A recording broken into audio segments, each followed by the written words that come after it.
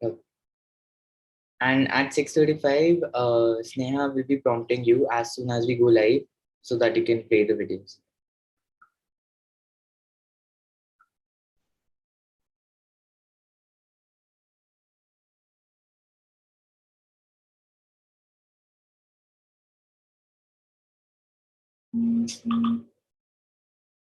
Amrita, just click on the video that you have to play first so that it's on full screen. And Sneha, now it's on you when you prompt Sneha, or when you prompt Amrita, okay? Amrita, are you having the videos?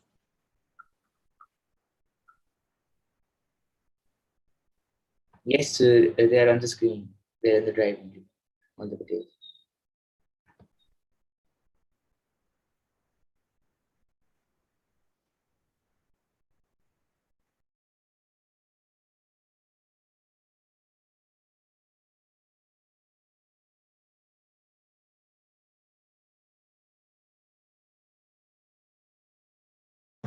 Amrita, you'll have to share the sound. Just, or you can unmute yourself for the time.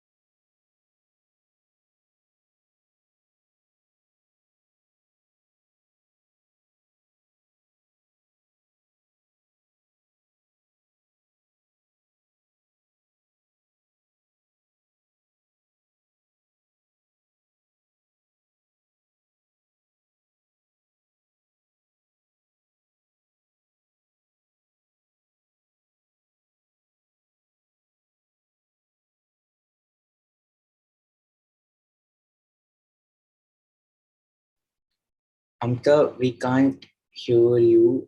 We can't hear the sound of your computer. So please just unshare your screen. And the next time you try sharing, just click on optimize for sound. Ankur, I can share the screen. Just a moment.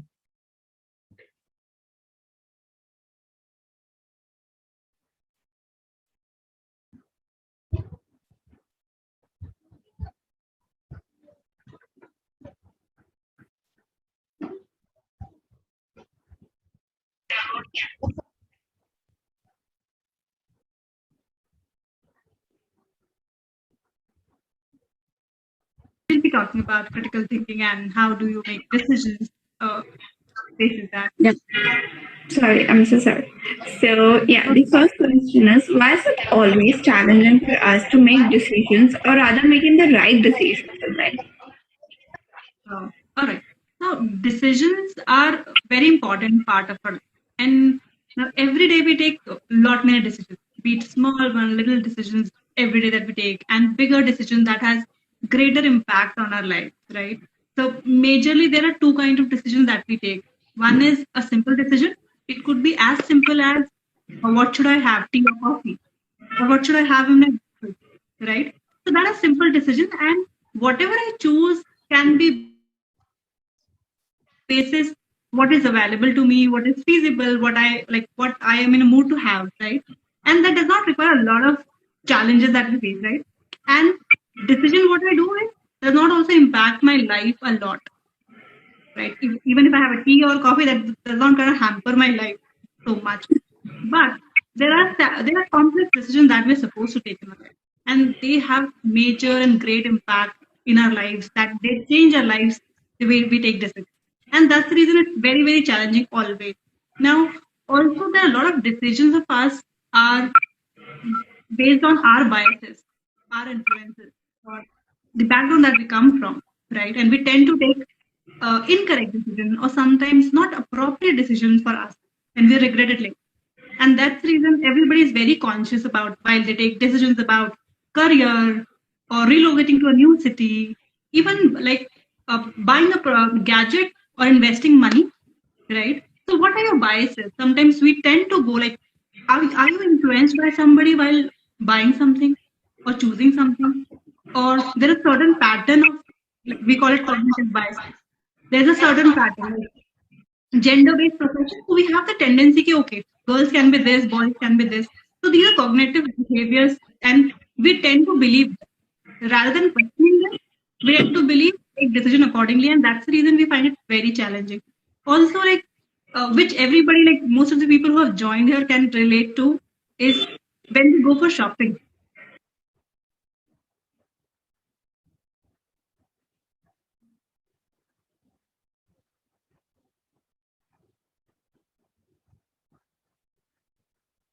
About happiness in life. Consider that everything that we do about life and everything that we do in life is all about eventually being happy. Happiness is the ultimate goal of life. Levels of happiness could vary, but the higher the level of happiness, the best it works. Favorite line that I always, love to talk about, and something that I love to use on myself is also that, there is nothing that can't be worked on, right? Everything in this world, almost everything, right? Almost everything is something that can be worked on, could be, developed, right? Could be improved. We as human beings have such amazing capabilities and capacity that once we identify a certain thing, we can definitely try to improve on the same. If you're really, if it is paining you, probably it's not your strength area, it's a weak area, right? If maths pain you, probably maths is not your strength area. If you love talking with people, maybe communication is your strength area.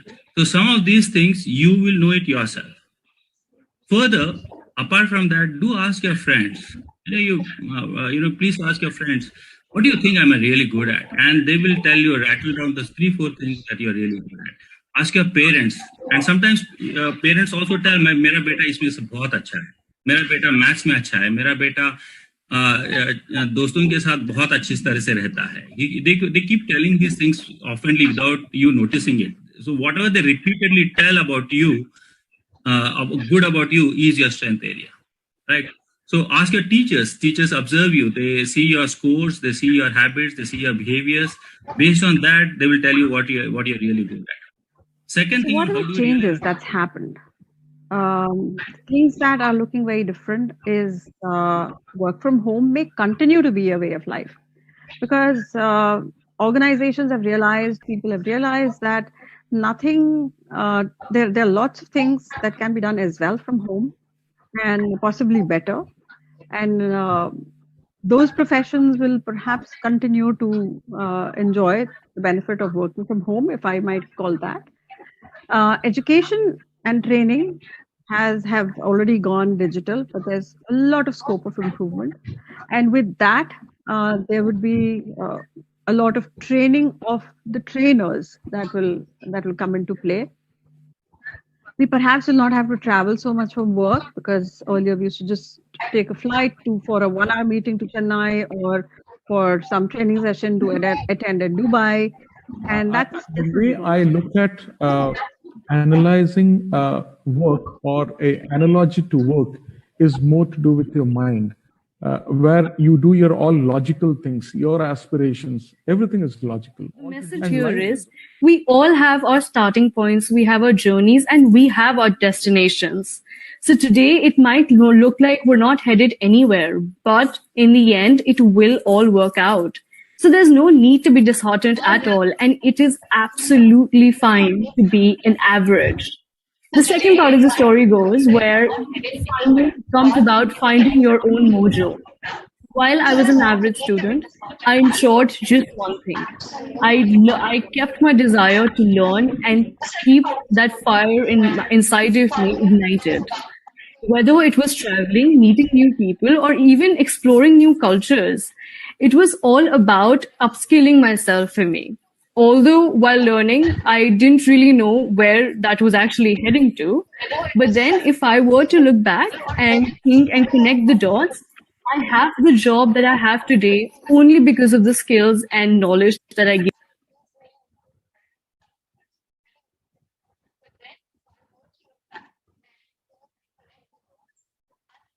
Mental health program is designed to deal with relationship issues and to identify your negative emotions. It also concentrates on customized mental counseling. The benefits of mental health program for working professionals are to enhance emotional quotient, to manage work stress, to increase positive affirmations. The benefits for university students are to identify power of daily goal focus, helps to increase positive affirmations, to create far better impact on life, and to improve state of mind objectively. The benefits of mental health program for school students are to improve positive affirmations, to create far better impact on life, and to improve state of mind objectively.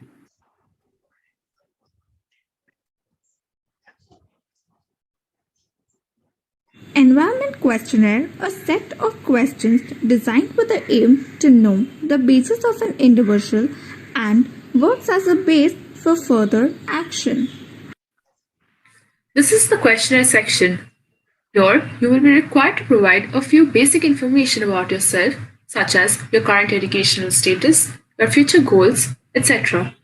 This is just to draw a precursory sketch before you begin your journey with us and our mentors.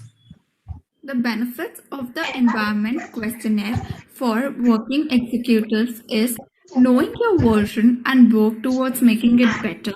Gap analysis is done to find right solutions, understanding and identifying your needs from the base and working towards it, as well as knowing and identifying your goals and what needs to be done next. The benefits of the environment questionnaire for university students is knowing their version and making it better, bringing you from the zone of concern to the zone of comfort, assist you adequately using your environment and support system, as well as recognizing the needs from the very beginning and working on the same. The benefits of environment questionnaire for school students is knowing their version and making it better with an external expert view, help them leverage their environment and support system to drive them correctly, help them bridge a gap.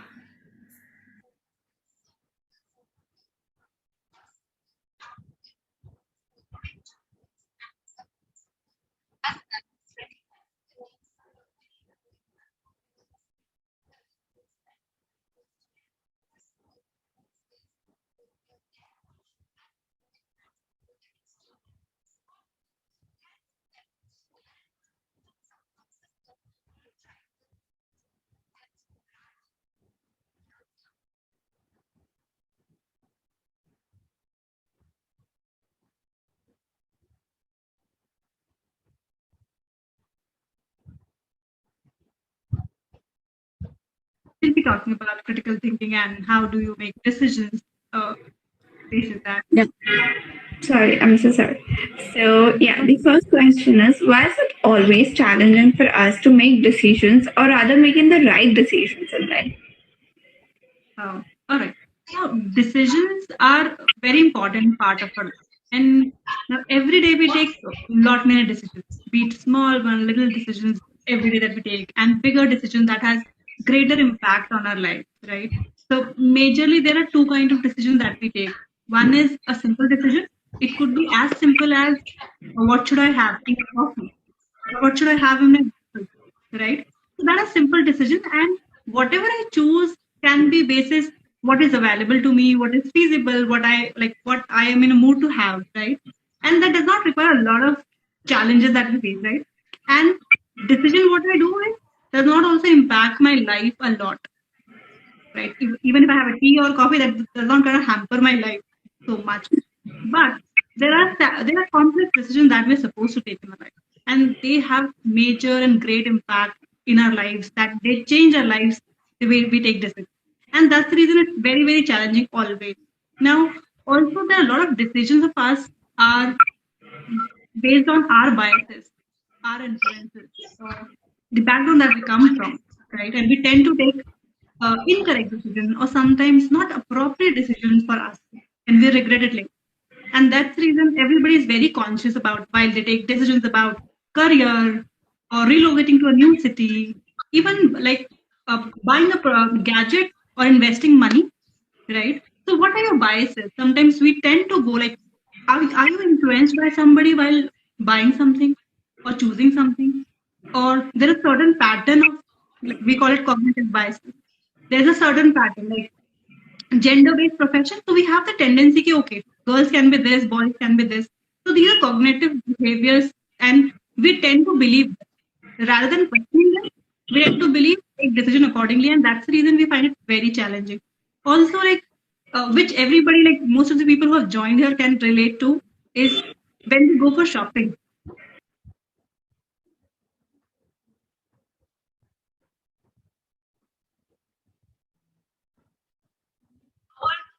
About happiness in life. Consider that everything that we do about life and everything that we do in life is all about eventually being happy. Happiness is the ultimate goal of life. Levels of happiness could vary, but the higher the level of happiness, the best it works. Favorite line that I always, love to talk about, and something that I love to use on myself is also that, there is nothing that can't be worked on, right? Everything in this world, almost everything, right? Almost everything is something that can be worked on, could be, developed, right? Could be improved. We as human beings have such amazing capabilities and capacity that once we identify a certain thing, we can definitely try to improve on the If same. you're really, if it is paining you, probably it's not your strength area, it's a weak area, right? If maths pain you, probably maths is not your strength area. If you love talking with people, maybe communication is your strength area. So some of these things, you will know it yourself.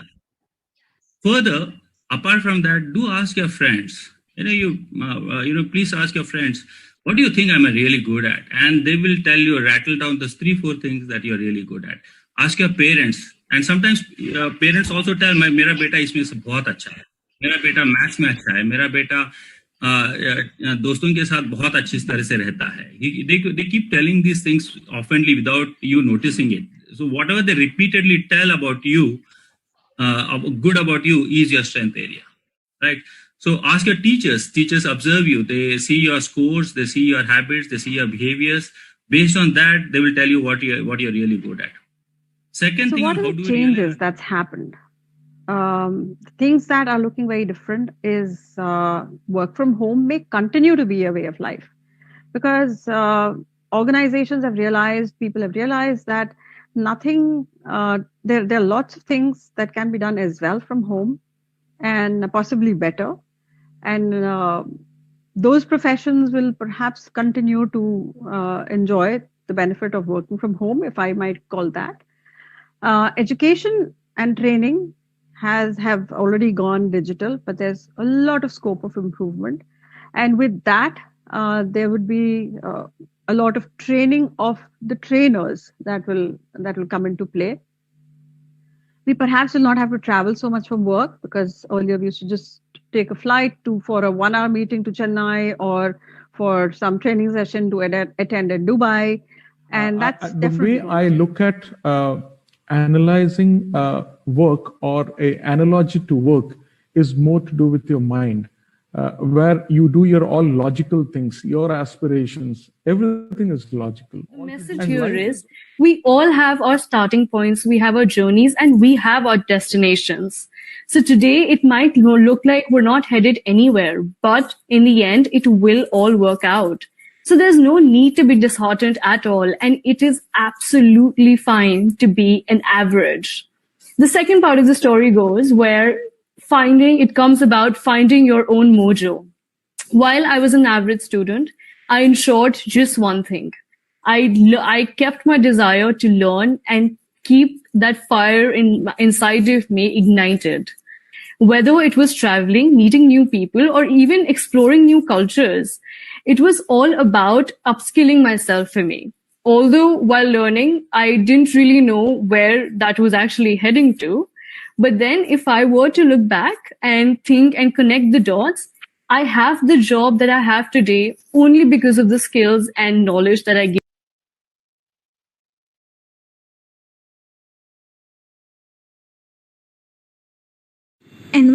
questionnaire, a set of questions designed with the aim to know the basis of an individual and works as a base for further action.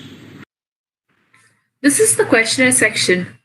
Here, you will be required to provide a few basic information about yourself, such as your current educational status, your future goals, etc. This is just to draw a precursory sketch before you begin your journey with us and our mentors. The benefits of the environment questionnaire for working executives is knowing your version and work towards making it better. Gap analysis is done to find right solutions, understanding and identifying your needs from the base and working towards it, as well as knowing and identifying your goals and what needs to be done next. The benefits of the environment questionnaire for university students is knowing their version and making it better, bringing you from the zone of concern to the zone of comfort, assist you advocately using your environment and support system, as well as recognizing the needs from the very beginning and working on the same. The benefits of environment questionnaire for school students is knowing their version and making it better with an external expert view, help them leverage their environment and support system to drive them correctly, help them bridge a gap.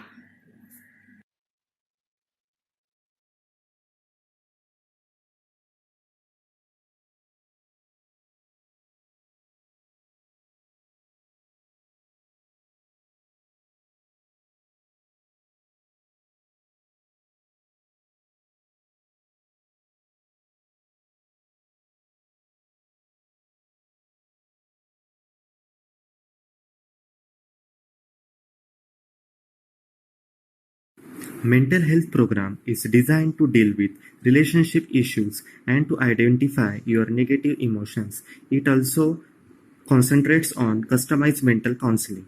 The benefits of mental health program for working professionals are to enhance emotional quotient, to manage work stress, to increase positive affirmations. The benefits for university students are to identify power of daily goal focus, helps to increase positive affirmations, to create far better impact on life, and to improve state of mind objectively. The benefits of mental health program for school students are to improve positive affirmations, to create far better impact on life, and to improve state of mind objectively.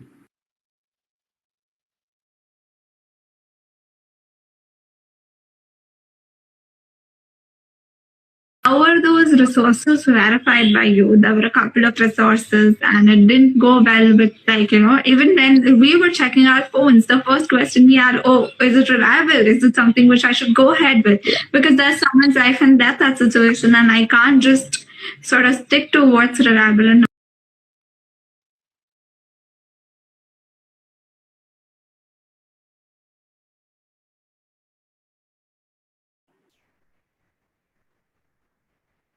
Good evening to our speakers, MentorMitr team, and our lovely audience. Warm welcome to all of you to our webinar on competitive versus collaborative behaviors comparisons. Before starting, I would like to state the steps to avail the e-certificates which are as follow. You need to attend the complete webinar. When you see thank you on the screen, there will appear a link to a Google attendance form in the chat box. Click to mark your attendance and get the feedback questionnaire email. Fill the questionnaire you get on mail for your details. Follow our page. Whether you did or not is also in the questionnaire. If you did and replied in affirmative and actually did not follow our page, you will not get the e-certificate. If all the above stated steps are followed, automatically an e-certificate will be issued online to you. MentorMitr is a mentoring organization. Our aim is to guide individuals wherever they are in their journey of career development and help them learn skills to manage complex situations. Our involvement helps students and working professionals to set right goals and enable them to define and manage their priorities in life. We would now like to present our first speaker for the webinar, Mr. Firoj Akbarov. Mr. Firoz.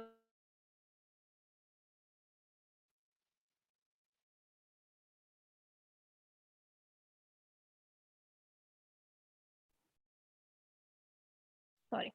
Presenting our first speaker, Mr. Firoz. Mr. Firoz Akbarov is a native of Uzbekistan who did his Bachelor's of Arts in English Philology from Samarkand State Institute of Foreign Languages. He furthered his studies by winning a state-funded scholarship for pursuing a 2-year master's course at the University of Pune, India. He has been a winner of multiple awards both domestically and internationally. One of his most remarkable achievements was in China when he was awarded the Best TESOL Teacher Award of the year 2014. He is a philanthropist by his nature, so he has committed himself to volunteering, public engagement, both at home and abroad, physically and remotely. He has become an international EFL instructor due to his extensive teachings abroad and his international teacher qualifications. Since 2020, he has firmly established his online presence across various international platforms as a successful public speaker. His motto in life is always move forward no matter what. We welcome you, sir, and would like you to please enlighten our audience.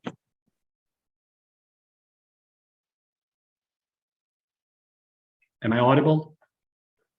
Yes, sir. Could you go to the previous slide, please? Thank you. Am I visible or not? Yes, sir, you are. Okay, thank you very much. That was a very inspiring introduction, and thank you very much to you. I appreciate it. Good evening, ladies and gentlemen. Good evening, dear esteemed guests and regular attendees of MentorMitr webinars. I'm Firuz Akbarov, and I used to be one of those active and enthusiastic followers of MentorMitr webinars in the past. And today, I have the privilege of being one of the speakers of MentorMitr, for which I feel truly awesome. Before I move on to my part of the presentation, I'd like to point out that my co-speaker, who will be speaking after me, Ms. Mukta Bahrani, hopefully she will be touching upon in the topic in the context of a corporate world in which she had an extensive experience. However, I'll try to explore the topic from a more modern perspective as a global citizen, and I hope you'll find it quite interesting. So without further ado, let's get started. Our today's theme is competitive versus collaborative behaviors comparison. In the backdrop, in a blurred picture, you can see some bunch of kids playing a tug of war. I have chosen that picture in purpose because that picture alone represents both competitive versus collaborative behavior. The kids need to team up in their bunch, and they need to collaborate and work as a team to compete against the other team. So they have the collaborative behavior simultaneously showing the competitive behavior, like they have to collaborate and compete simultaneously. So this is how this particular picture is interesting, and I chose it as the cover photo. Next slide, please. Here is how the outline looks. As you can see, I'll be touching upon quite a number of points, but make sure that it would be a challenge to cover all those points in a very concise presentation. So I'll be touching upon all of them, yet all too briefly. So next slide, please.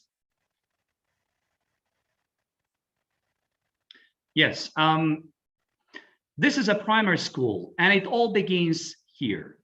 I've chosen this place for a reason. Like I said in the introduction, that I was going to explore the topic from a more modern perspective as a global citizen. So I've chosen a primary school or elementary school as the get-go or the birthplace of both the collaborative versus competitive behaviors. But before getting to that point, let me leave it there for a while, and let me provide you with some background knowledge on how certain interesting types of behaviors are observed at kindergarten.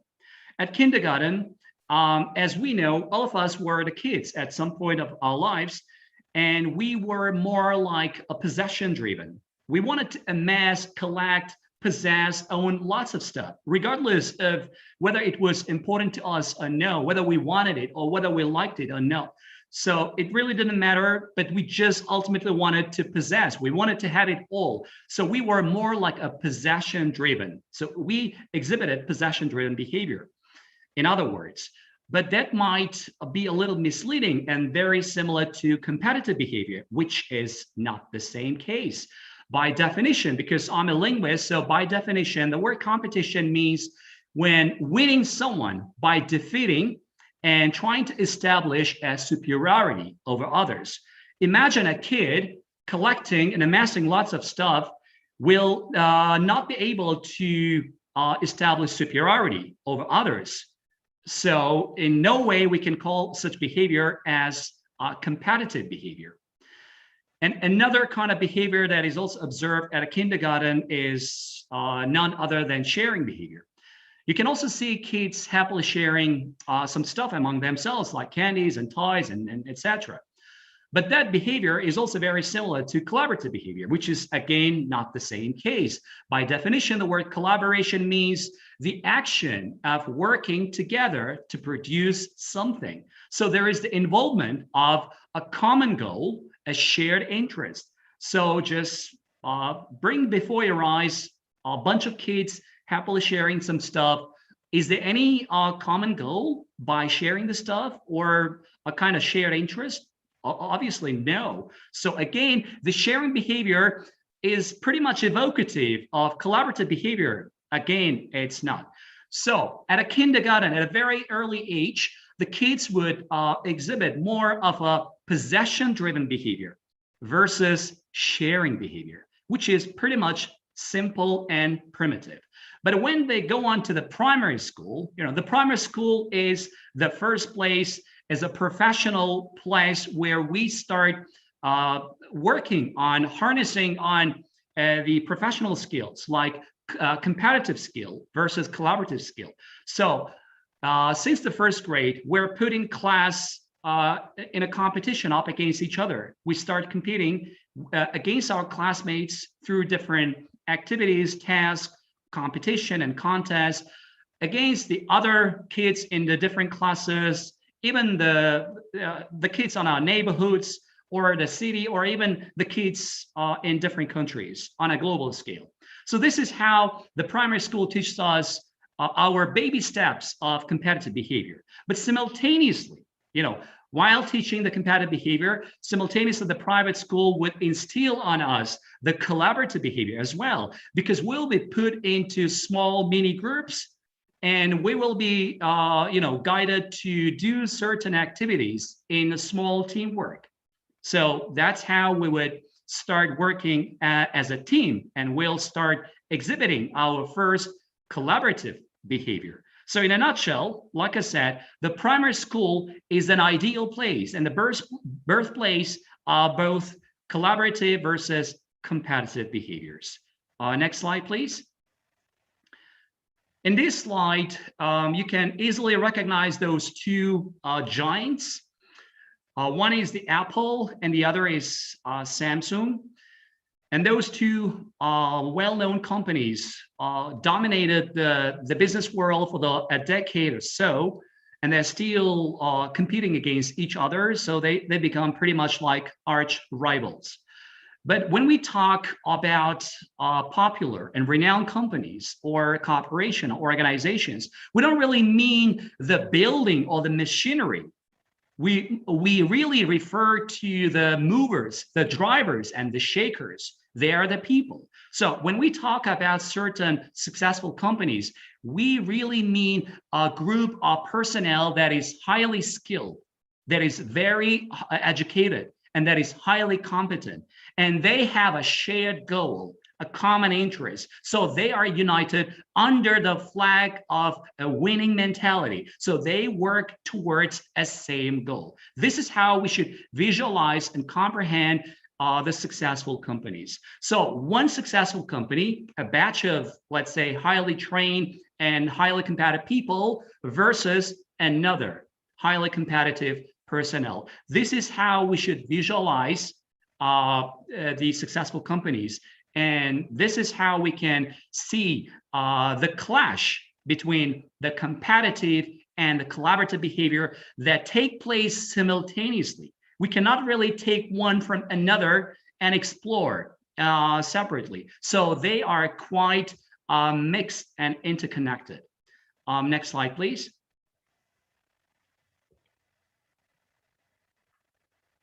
When we are talking about competitive behavior versus collaborative behavior, there are so many prominent examples that we could really select from.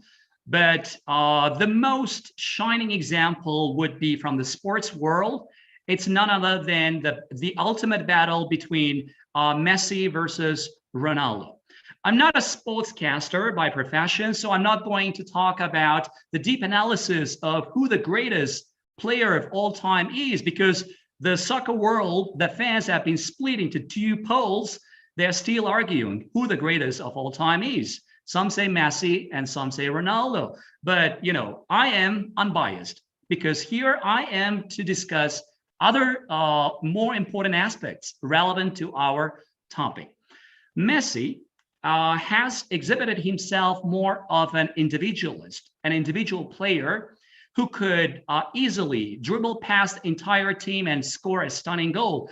And no wonder he stacked up lots of individual trophies than any other player in the world, even more than Ronaldo himself.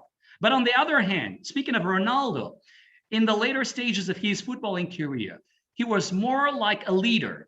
He was able to bring together his teammates at the most challenging times. We saw it at the Euro 2016 when Portugal won the European Cup because of mostly Ronaldo's shining leadership skills, collaborative skills. So this guy exhibited himself more of a leader and as a collaborator. So he won more team trophies than Messi.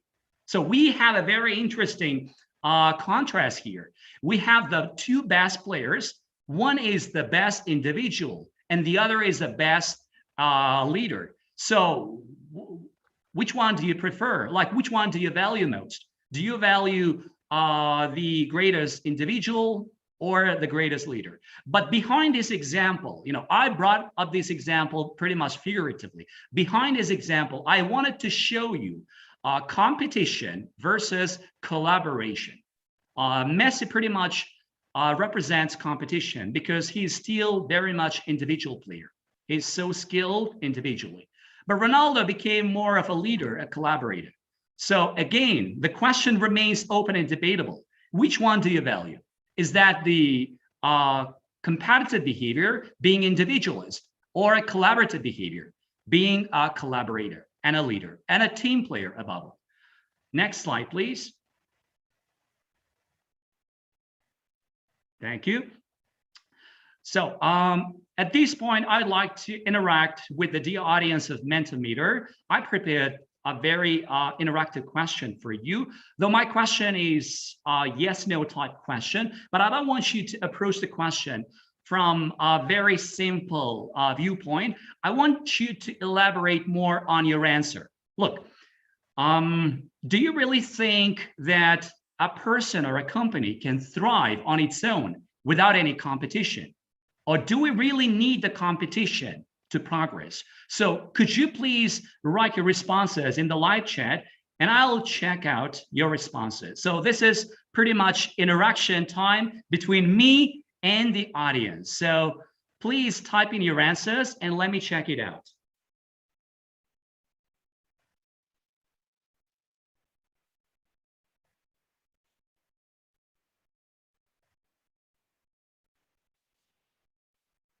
So I hope the question was clear. The question is more like a yes/no type question.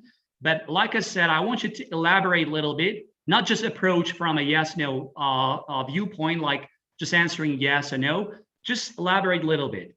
So what do you think? Do we really need competition in order to progress?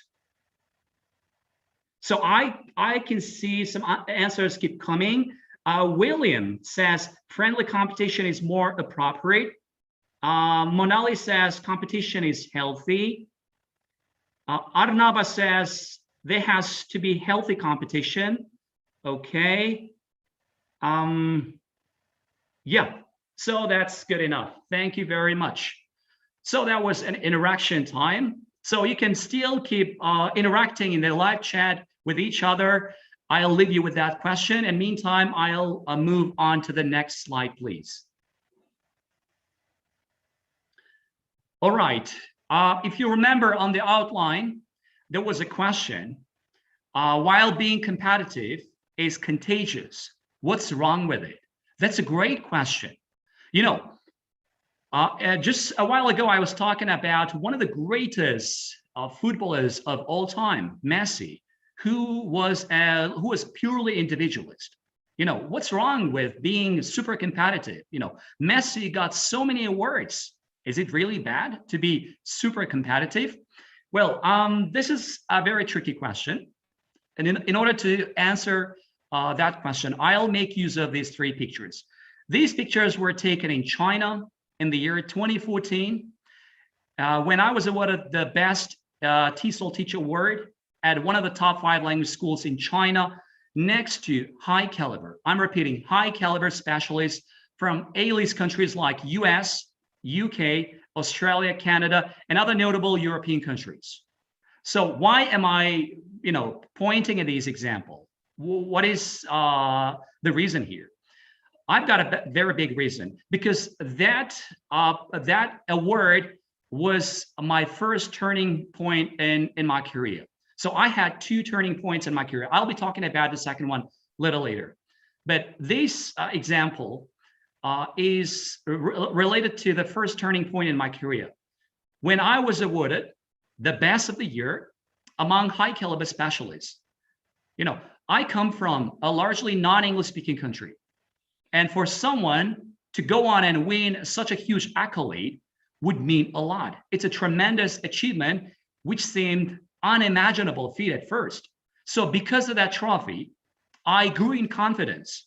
I started working on myself even more. I started exerting myself. I became more creative. So eventually I became competent, a very competitive, let's say, staff, one of the employees of the company, the school, the organization. But before that, I wasn't that competitive. So that award was the turning point when I became a competitive person. So I exhibited more of a competitive behavior. And because of that award, I still keep exerting myself. I still keep putting pressure on myself. Remember, the other side of the question was, what is wrong about being competitive? So the downside of being competitive is you always feel like you're under tremendous amount of pressure. So the pressure always beats you down. And it may also take its toll on you in the long run.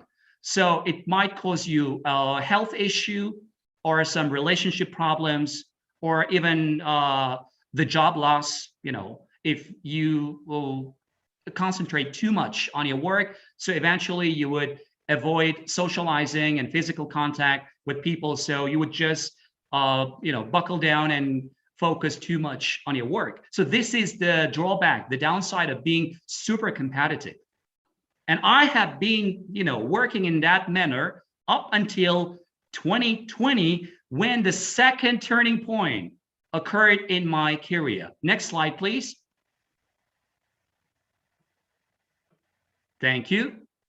So in this slide, you can see different posters of mine, mostly from, I don't know why one of the posters is not showing up. In this slide, you can see posters of mine, mostly international posters. And it was in 2020 when the outbreak of global pandemic took place. Most of us got holed up indoors, so we had no choice but to just remain at home indoors. So that's when I started self-reflecting, just like you and other people across the globe. I started self-reflecting things I did in the past, things that worked, things that didn't work, things that I could have improved. And then, you know, I finally came up with an idea of going global and sharing my know-how, sharing my life story, my success story, because I believe the world could have made a better place when a lot of successful people come up to use such kind of platforms to share their success story, which could motivate other people who are just on the springboard of their career, who are just on the onset of their success journey. So this is when I started sharing my, let's say, knowledge and experience on different global platforms publicly for free. You know, I was invited lots of times as a public speaker to different platforms, something that never flashed across my mind. I never thought that I could have go on to become a public speaker internationally and talk to the international audience. You know, I was more of an individualist who wanted to compete and win and win and win continuously. You know, when you want to win, when you are so much victory driven, you know, you would not be willing to cooperate or collaborate with others because you don't want to share your secrets, your success tips, you know. But then the outbreak of global pandemic, it was more like a spiritual self-reflection to me. I learned that it was the time to really collaborate, to go global and share globally, publicly, internationally. This is how the second turning point took place in my career, that I became more of a collaborator. I exhibited more of a collaborative behavior. Just earlier, I was talking about Messi versus Ronaldo, and I told one was the individualist, the other was a collaborator. And I went through both kind of behaviors. And if you ask me the ratio of the competitive versus collaborative behavior that I have, it stands at 50-50 now. You know, I'm still competitive. I still want to win something because, you know, I always keep telling myself a famous quote by Steve Jobs, you know, stay hungry, stay foolish. You know, I cannot dwell on my laurels. You know, I cannot just sit back and look at the past and enjoy all those moments of glory. You know, for me, that is past, and past is gone. I'm just looking forward to new adventures, to new success stories. So I want to stay hungry and foolish in terms of success story. So I feel I haven't achieved anything yet, anything palpable. And that drives me forward. And that's why I still have the competitive behavior within me. But at the same time, because of the pandemic, like I said, I started exhibiting more of a collaborative behavior. So now I have the best of both worlds. Next slide, please. Okay, in this picture, in this slide, you can see different phases of a man's life, all the way from infancy to the old age. In the evolutionary movement, which is, by the way, cyclical, we are involuntarily put up against each other into a competition. And the competition is sometimes stiff and tough.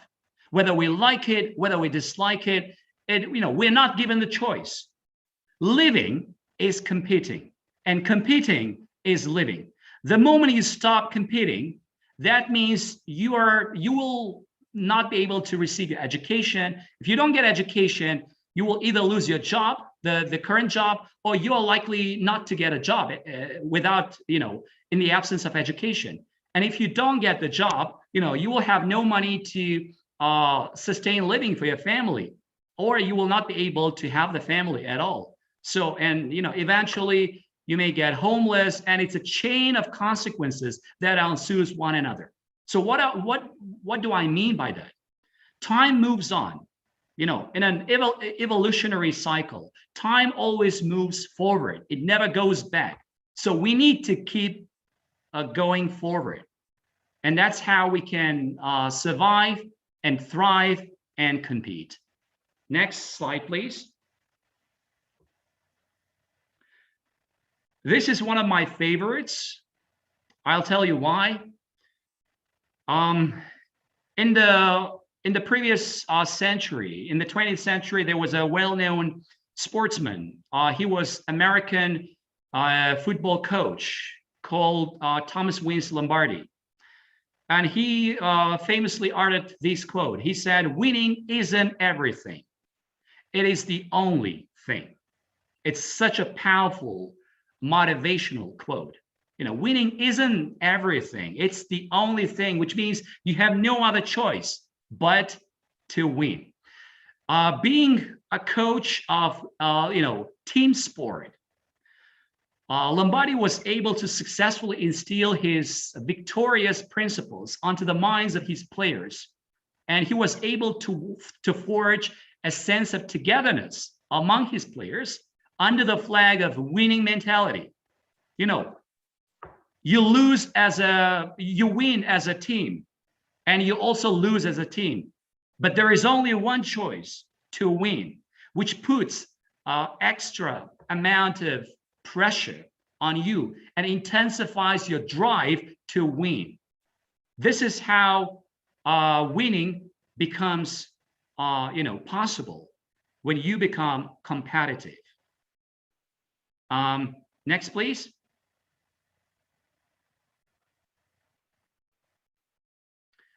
So different people might exhibit different kind of qualities. Some remain individualists, but some remain team player. So I have become more of a person in between. Like I said, now I am both individualist and a team player. Next slide, please. Here's a famous quote, a Nigerian quote, which says, "If you want to go fast, go alone. If you want to go further, go together." It's not important how fast you travel, but it's important how further you travel. So distance over the speed. Next slide, please. How to promote contribution? My answer is collective contribution. Contribution reminds me of jigsaw puzzle pieces. So when you put the jigsaw puzzle pieces correctly and accordingly, you would get a full-length picture of something, which means something. So I will not end my finish in a traditional way by saying any kind of quote, but I'll just make a statement. You, the participants, we, the keynote speakers, and they, the organizers, the facilitators, this MentorMitr webinar. This webinar recording will be uploaded onto YouTube, and it will be viewed by many more people even after the end of the webinar. And I hope if there are going to be any takeaways from this webinar, if any person benefits, and that means we would have achieved our collective goal of contributing publicly, collectively. And I just hope that becomes a reality. And the very last slide, please.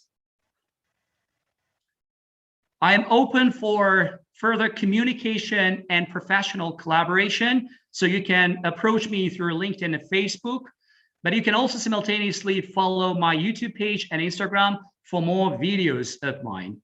That's all for me. Thank you very much. And I'll see you around for a Q&A session. Thank you. Thank you so much, sir, for sharing your views and enlightening our audience. It was great to listen to you. I appreciate it. Now I would like to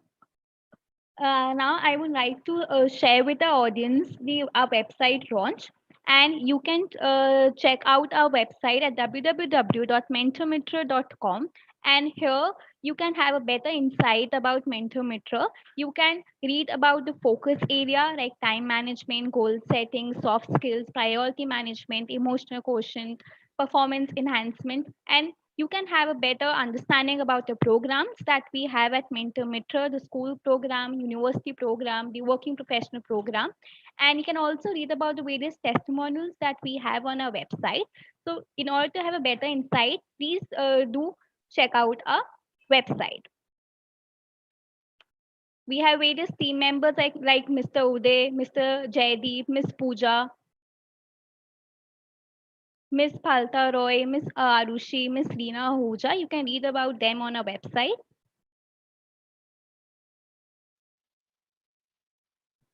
You can also read about our mission, our vision, and about our founders and how we are different from other organizations.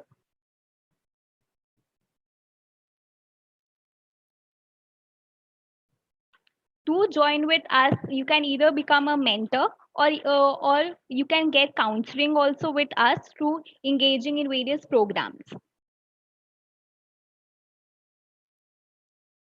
We have various programs for our school students. The main purpose is to help the students to focus in their career development journey and help them to achieve their short-term and long-term goals. For the school students, we have Compass course for directing setting, which is a 1-month engagement program.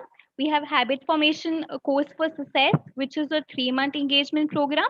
And we have ensure optimizer course, which is a 12-month engagement program. For university students, the main aim is to have informed choices that are duly evaluated by our mentors and counselors.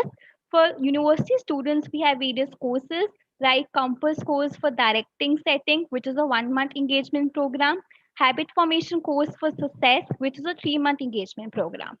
For working professionals, we have programs which help them to be satisfied and gain happiness in their field of work experience and help them to improve their current performance and motivational level. For working professionals, we have courses like Compass Pro course, which is a 1-month engagement program, Habit Forming Pro course, which is a 3-month engagement program. You can have further in-depth study about various programs on our website with the course even mentioning on the website. So do check out on our programs. Now I would like to share our app launch MentorMitr with our audience. You can download our app using the QR code and the link which is provided. The app is available on Play Store. You all can download the app only on Android. It is not available in iOS, but soon it won't be available. The download is free of cost and the programs are paid. The app is available in India, Philippines, Bangladesh, Indonesia, Italy, Malaysia, Nepal, Russia, Spain, and Thailand. It will be launched in other countries soon. Kindly download the app and get help in your career. If you have any queries with the app, please feel free to contact us or drop a mail at contact@mentormitr.com or connect@mentormitr.com. Now I would like to introduce you all to our second speaker, Ms. Mukta Bhairani. Ms. Mukta Bhairani is a cooperative trainer specializing in soft skills, communication, behavioral skills, and emotional intelligence, image management, and personal development. She has trained more than 5,000 people in the last 5 years to guide them to become more successful and happier in life. She is an IT engineer by qualification and worked with renowned MNCs, took a wonderful shift in profession, and now works with many companies, organizations, institutes, and individuals too from varied backgrounds. She is recently featured in a business magazine and a global online women's platform. She has received Youth Leadership Award and Proud Woman Award and featured in 3 forums for her work. We welcome you, ma'am, and would like you to enlighten our audience.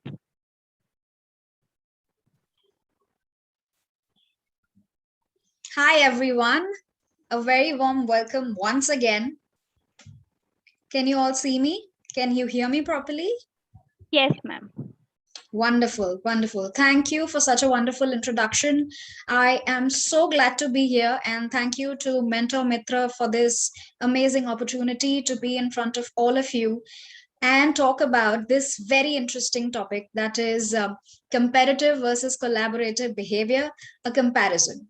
And indeed, this is very interesting because time and again, every day we are faced with situation. Should you think about being very competitive or being more collaborative? So thank you so much, Mr. Feroz Ekbarov, for this amazing. Hello. You can still see me, right? Oh, yes, ma'am, we can see you. Okay, sorry. Yes. So thank you, Mr. Feroz Akbarov. These were great insights. And from here on, we take it forward. We're going to talk about competition and collaboration in a generic sense, as well as talk about how it is important in your professional or corporate scenarios. So let's talk about first how and what do you understand by collaborative behavior. So this basically starts with the basic question of what can we do together that we could not really do alone. Collaboration, as rightly explained by the previous speaker, is when individuals or groups, when they work together, they are working toward a bigger or a shared set of goals. And this gives them the opportunity to combine their strengths and almost negating their weaknesses to achieve those goals. In fact, the beginning of collaboration causes so many powerful teams and partnerships that probably would not have been the same if they stayed only with their individual skills, resources, or beliefs. Now, collaboration actually needs us to focus on six very important skills. Now, the one and the most important of all is coming together with an open-minded mindset that is important for all of us to cultivate eventually. Because what happens in collaboration is when several people come together, they all might have different, fresh, various ideas coming from different perspectives. Now, when we all come together, it might change your view about something, and you need to be ready to accept it if it is really that worth. The second most important thing is communication. The way you present your ideas, the way you communicate your ideas, the way you work on something, and then also communicate if it works in some way or if you see flaws somewhere. So communication is another very important factor that promotes collaboration in a beautiful way. And then we have organization. Now, when there are so many people or groups or teams involved, there needs to be a process. There needs to be a system in which everybody can give their contribution and then work together. Because it might be very easy for this situation to turn messy if you do not have an organized system. Now, talking about collaboration, you always need to be focused on what the goal is. In terms of you have a shared set of goals, and you have to understand that you all have to focus on the long-term goal. Now, because many of you are giving your contribution, it might be easy to get deviated because of one person, one team, or one group. And it is important for all of you to keep your focus strongly on the goal that you all are working towards. And finally, because of this very situation, many situations might go in an unexpected or an unplanned way.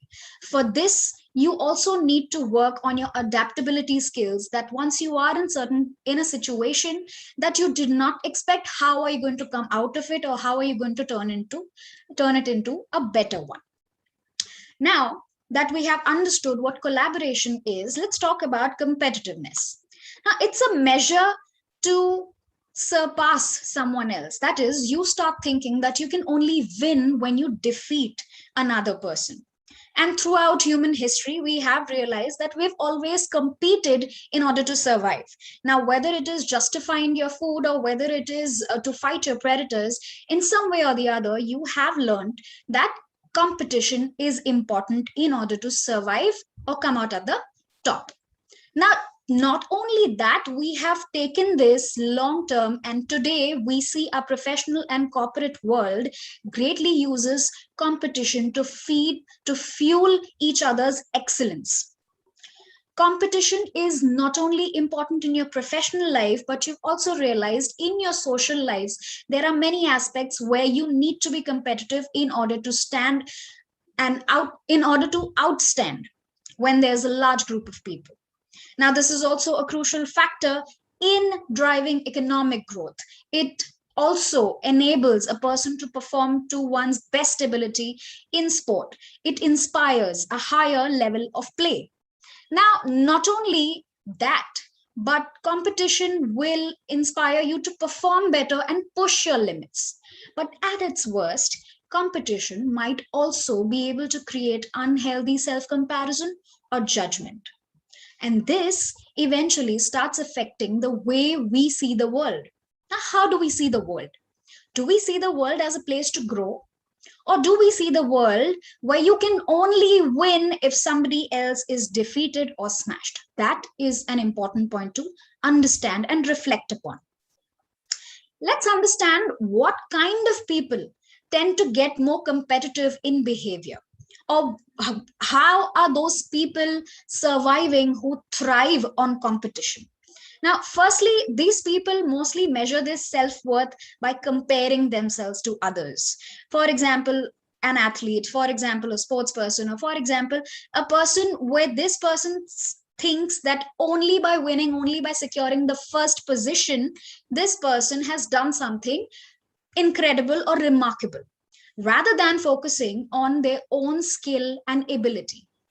Second important thing that might drive or push a person towards being very competitive is that something about their intelligence or something about their certain skills or ability is being undermined. That's when a person tends to get very competitive. Or their competitors are almost at the same skill level. That drives them even more, right? Now, they could also understand that if the person who they are competing with is related to them in a personal way, this might be a chance for them to either defeat them or put them down. Now, this is another problem which arises in being very competitive. People might take it in a personal way. Some people tend to be very competitive when they have an audience to either cheer them or see them just by seeing them. And people really are under pressure when there are hundreds of people, thousands of people, or even a few people actually watching them and waiting for who's going to win. Now, if there are limited resources or limited positions, for example, there could be only one winner. These are certain situations in which a person turns to be very competitive.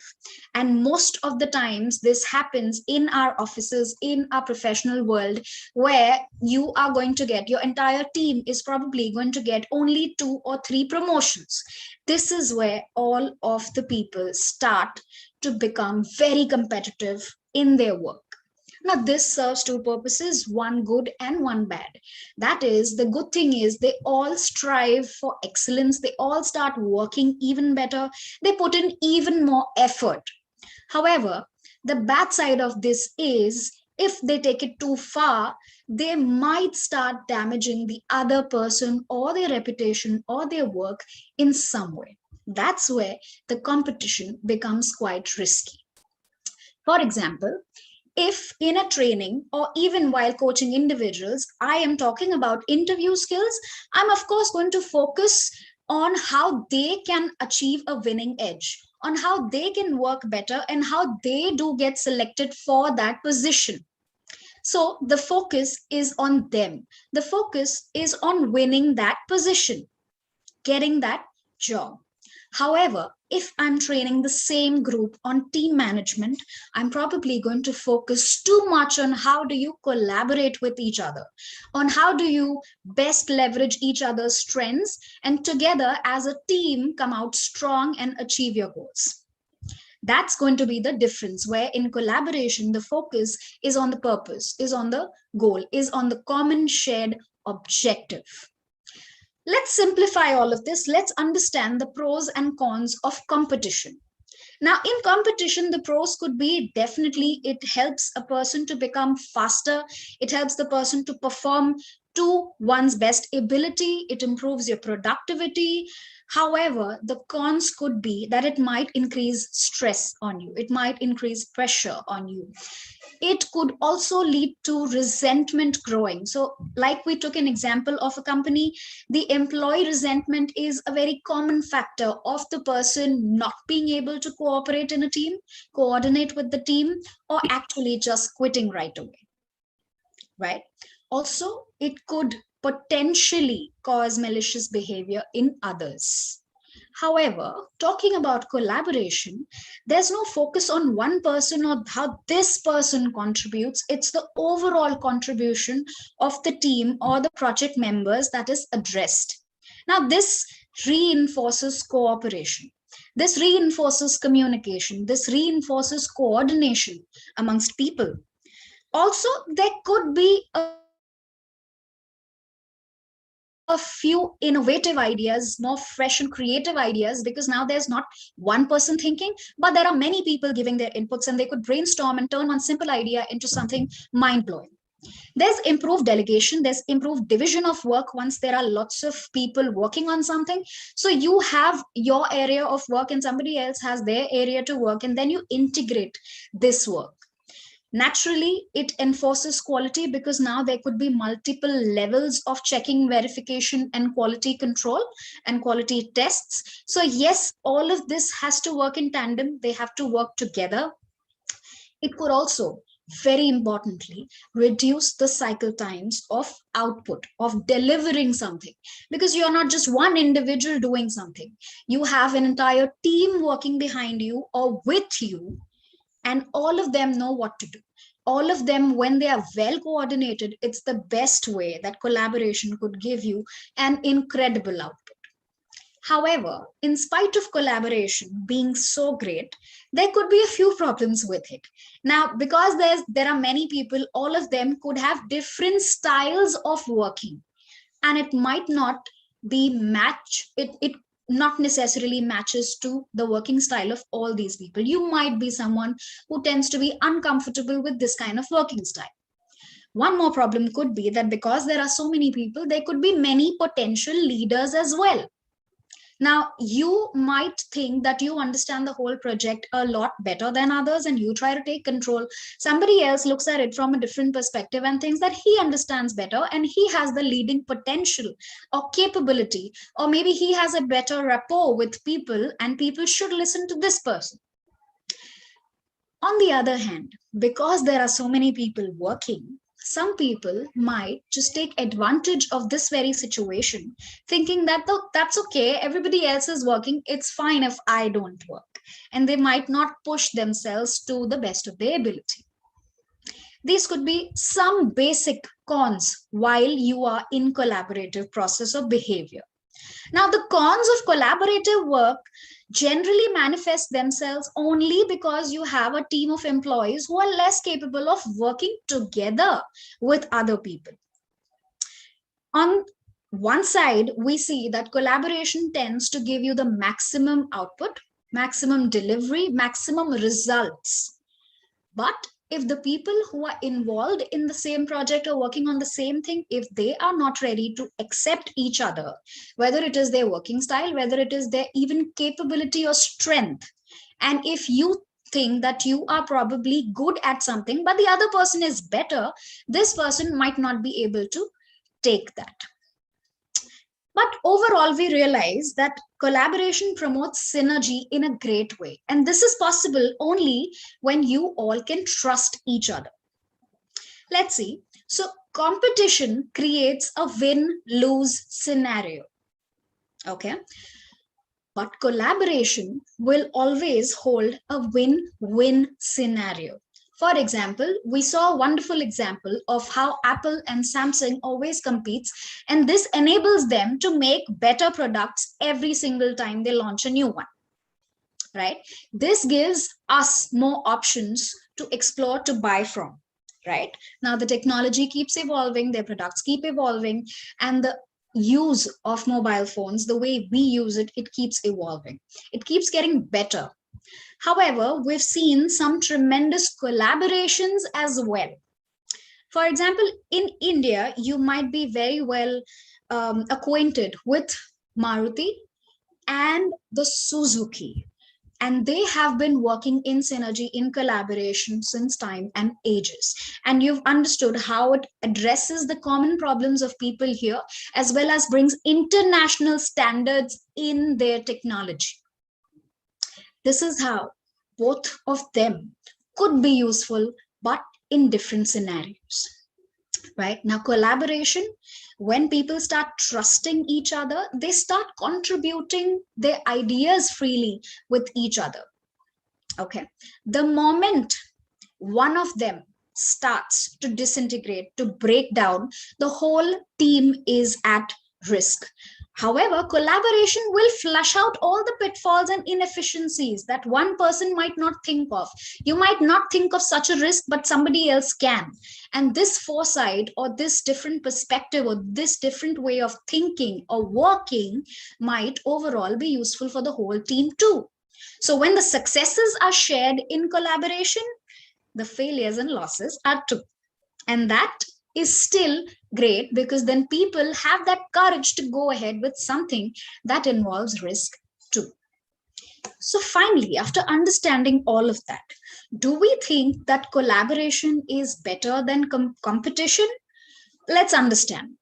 Is a collaborative team better than a competitive one? Would you prefer a more competitive environment which encourages individual contribution? Like we saw a wonderful example where Messi was an individualist. His individual contribution led him to multiple successes and awards and trophies.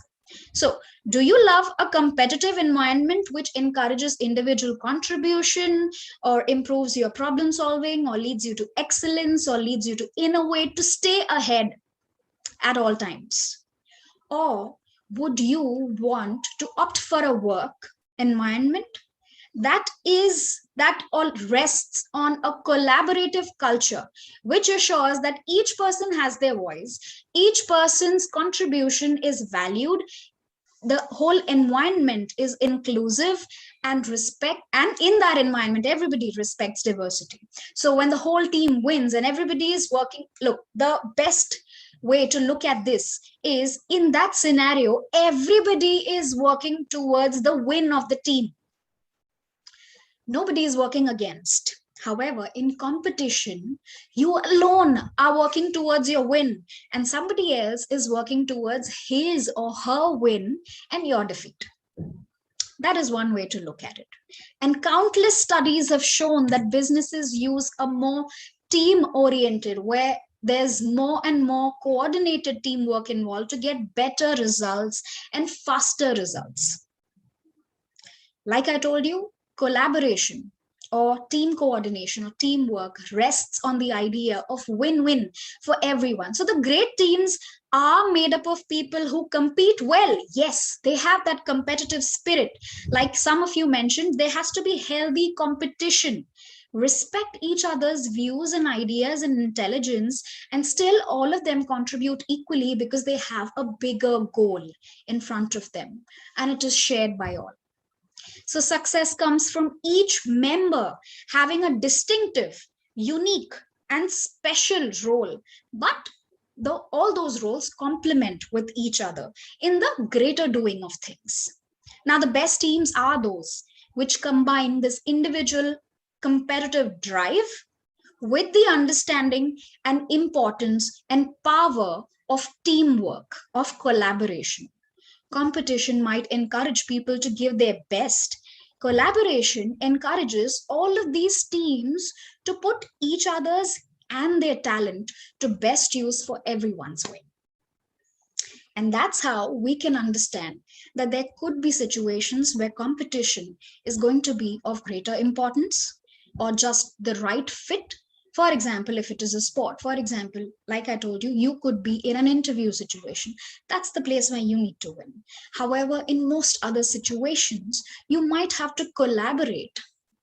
Now, that collaboration could be of two huge organizations, or it could be a collaboration of two individuals giving something better to people. If you look at all my social media channels, whether it is Instagram or LinkedIn, and you see that I keep giving tips on several different topics of how people can evolve. And that is one way. And I could collaborate with other individuals, other experts in their area, and give more and more to people. Now, this is a win for everyone. And the moment you realize the power of both, the moment you realize how to leverage the power of both of these, whether it is competitiveness or whether it is collaboration, you mostly stand a great chance of winning, because now you understand both of them much better. So that was about the competition and collaboration aspects and a comparative study of both.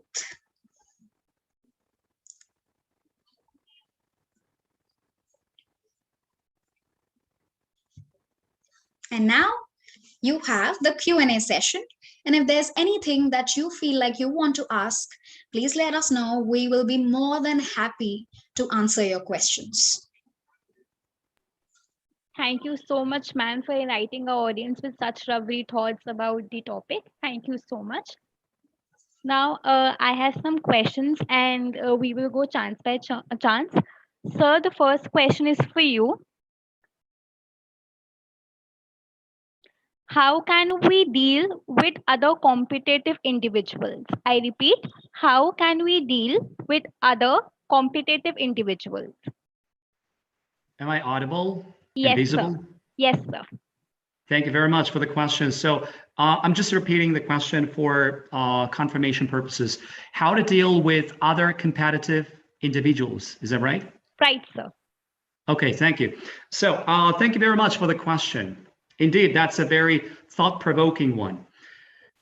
Being a competitive person myself, like drawing from all those personal experiences, I put it very like clear-cut, black and white, that competition is must. And while Ms. Mukta Bakrani, my co-speaker, was making a wonderful presentation, I was just glancing through the live chat, and there were a couple of very interesting points raised that I could use as part of the answer.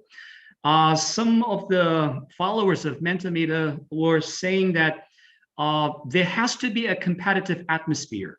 You know, we have to make use of the talent and the skill and the potential of all those competitive people that we're co-working, that we're working together with. Sometimes, unfortunately, you know, we see someone's potential and talent as a curse to our chances of securing the job. You know, we see them as an enemy, as a guy who would just take over our jobs. You know, that shouldn't be the case. Unfortunately, I was the victim of such kind of phenomenon in the past when I worked for different kind of schools. I was seen as an absolute standout. You know, I would have loved if people would have cherished the talents that I brought onto the professional table, rather than, you know, regarding my skills as a bad omen that would just, you know, axe their jobs. So my point is, we need to really cherish and let them, you know, improve and grow their potentials within a very healthy, competitive, friendly atmosphere. So a lot depends on the working atmosphere. We have to make sure that the organization, the institution, the workplace that they are employed by has to provide, has to maintain a very friendly, competitive, and a healthy atmosphere, so that there would be a harmony in which those talented people would easily assimilate to other team members, and together they would, you know, share the common goal and work towards the same destination. That's my take. Thank you. Thank you so much, sir. There's another question for you, Mukta ma'am. How to deal with people or stakeholders who compete illegally? I repeat, how to deal with people or stakeholders who compete illegally? Well, first and foremost thing is you need to understand their competitive drive, which is so strong that they are acting upon some negative thought and which leads them to do something illegal. Now, first and foremost, if they're doing something illegal, there are very less chances of you getting to know something like that. And if they are going to go to the lengths of doing something illegal, it might not be in public knowledge. Let's say you still get to know about something like that. Now, the very basic thing is, what are they trying to do? You have two things to do in front of you. Whatever they're doing illegally, are you trying to protect yourself against whatever they do? How is it going to impact you? Find out, do this risk analysis and find ways of risk mitigation, of how is it going to impact you? How are you going to prevent it? How are you going to stop it? And secondly, make sure this thing reaches the right authorities, right people, and you highlight the ethics are being violated. Now, because you cannot go ahead with this situation, as it is not going to be a fair competition for both of you, and if at all you are not in a position, not in power to stop this competition, in many ways, you might be exposed to a chance of not winning. So, in order to rise above this situation, you will have to work even harder. You will have to work even stronger, and you have to block all the damage points that are near you. These are the three things that you can do if your competitor is doing something illegal to win. Thank you so much, ma'am, for a valuable point. Most welcome. Sir, there's another question for you. How can we survive in competition if someone is putting us down constantly? How can we survive in a competition if someone is putting us down or criticizing us? I'm sorry, is the question addressed to me? Yes, sir. Could you please repeat the question? Yes, sir. How can we survive in a competition if someone is putting us down? Okay, thank you. So that is obviously a rat race, which is a kind of an unhealthy competition when people's ultimate motive is to pull others down in order to achieve something. In such kind of scenarios, in most of the large scale corporate world, we could observe this kind of phenomenon going on for quite a long time. And unfortunately, it would be very hard to deal with such kind of situation, being as one of those, less important personnel within the team. Of course, every team member is cherished and equally respected. But when we look at the mechanism of the organization of the company, there are top people in charge and there are subordinates in the bottom. So it depends on which kind of role you play in that particular company or organization. So if someone is pulling you down as someone in charge, as the manager, of course, it would be just a walk in the park for you to get rid of such kind of employee who would be stabbing in your back, who would be doing some mischievous things behind your back. But if it is the vice versa, if there are some people on top of you who might want to get rid of you, then it would be a bit of challenge to fight against this kind of situation when you would be left with no choice of just leaving that particular organization or company that you work for. So drawing from my experience again, from my international experience, I had to leave a certain school for the similar reason. So it just I had to reminisce some of the things that happened in the past to me, that I had to just leave the school because there was no other reason of staying in the same school in this toxic environment when people would just be negative to you and they would be unfriendly because of the skill set that you bring to the table, that you bring a lot more than the other team members, and your contribution, instead of being appreciated and cherished, it is downgraded. So it is undermined. And that's how I felt, unhappy about the status quo. So I just came up with a silver bullet, and the quick fix was just to leave that company. So like I said, it depends, I'll just sum up quickly. It depends on who you are in the company. If you hold one of those top positions, it would be very easy for you to deal with this kind of situation. But if you are at the bottom of the company, if you have very little or no room to play within the company, then it's best to leave it. It's best to leave it peacefully and just look for other opportunities. Thank you very much for the question, by the way. Thank you, sir. Mukta ma'am, a question for you. Is competitive behavior a healthy platform to engage students in their learning? as compared to collaborative behavior? Well, I wouldn't say one is better than the other. They have to learn and realize the importance of being competitive, because that's going to push them to perform better, to learn better. Now, whether it is your projects, whether it is your exams, it is going to push you to do better.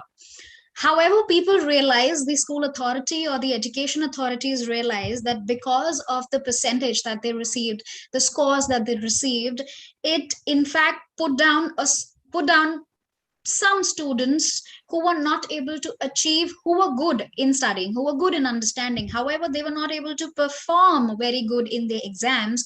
They were not able to achieve certain results. And that's exactly how the grading system came to be in existence, because people realize there could be several situations why you do not perform on one certain day. Overall, you have to understand how is this child's behavior in relation to all the subjects, in relation to different activities, different projects, everything. You've got to take everything into account. But competition is something that is going to force the child to do something better, to learn more, to show the performance in a better way. But when you realize that there are other people, other students who have a lot more different strengths, and when they all help each other, when they help each other to understand different subjects, they help each other grow in different ways. This is why most people, just before their exams, see that the students are teaching each other. Or most people also go for group studies, because they understand it fosters more understanding, it fosters better excellence even in studies, where they all were fighting to win or score great results or probably stand first in class. But just before the exam, they also help each other. So all of their strengths, when they leverage, when the friends start explaining to someone, and in fact you must have realized the friends explain these friends so much better, and because they're probably talking at the same level. Now, somebody knows art, somebody knows history, somebody knows math. When they're working together on a project, they can perform so much better. Overall, if you're just thinking about winning, if you've been always in that kind of environment, you're going to be more deviated towards competition.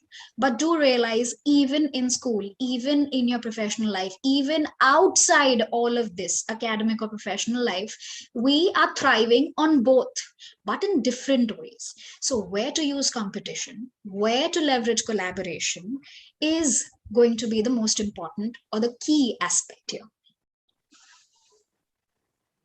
Thank you so much, ma'am. And thank you so much, sir, for such a enlightening webinar for our audience. It was so great and enlightening to hear you both. Thank you so much. I would like... Once again, MentorMitr, thank you for this wonderful opportunity and a chance to speak. It was, the interaction was great. Thank you so much. And I'd also like to extend my heartfelt gratitude and appreciation to the entire MentorMitr team, including Mr. Anil, who approached me in person. I was lucky enough to get a personal invitation all the way from India. And I'm looking forward to other personal invitations for the future webinars alongside Ms. Mukta Bahrani. So great job. Thank you very much. And looking forward to future webinars. Thank you. It was wonderful hearing you, Mr. Feroz Akbarov. Thank you very much. Looking forward to many more. Thank you. And thank you to the entire team for organizing this so well. Thank you, ma'am. Thank you, sir, once again. Now I would like to repeat the steps to avail the e-certificates for our audience once again. You need to attend the complete webinar. When you see thank you on the screen, there will appear a link to a Google attendance form in the chat box. You need to click to mark your attendance and get the feedback questionnaire email. Then you need to fill the questionnaire you get on mail for your details. You need to follow our page. Whether you did or not is also in the questionnaire. If you did and replied in affirmative and actually did not follow our page, you will not get the e-certificate. If all the above stated steps are followed, automatically an e-certificate will be issued online to you.